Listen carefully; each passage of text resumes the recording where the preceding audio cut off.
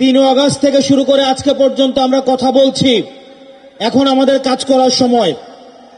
আমাদের আহ্বায়ক এবং সদস্য সচিব তাদের পরবর্তী বক্তব্যে আমাদের প্রয়োজনীয় দিক নির্দেশনা দিবেন। আমরা সে অনুযায়ী পরবর্তী বাংলাদেশ বিনির্মাণ করব।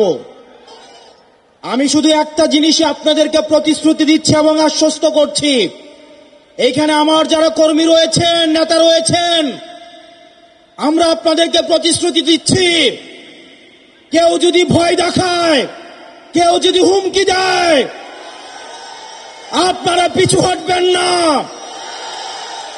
আমরা জানি এলাকায় এলাকায় আপনাদেরকে বাধা দেওয়া হচ্ছে, এনসিপির কর্মীদেরকে বাধা দেওয়া হচ্ছে।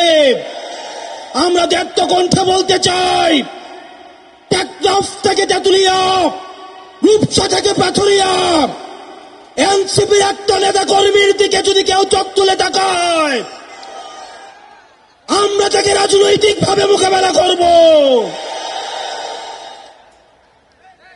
প্রিয় এনসিপির কর্মী এবং সহযোদ্ধারা, পরবর্তীতে আমাদের আহ্বায়ক এবং সদস্য সচিব প্রয়োজনীয় দিক নির্দেশনা দিবেন। আমাদের যদি জীবনও চলে যায়, আমরা তাদের দিক নির্দেশনা বাস্তবায়ন করব। ইনকিলাব ইনকিলাব ইনকিলাব ইনকিলাব, কথায় কথায় বাংলা ছাড়। এই দেশ আমার দেশ, এই দেশ আমার দেশ। NCP NCP. ধন্যবাদ আমাদের ক্যাপ্টেন হাসনাত আব্দুল্লাহ।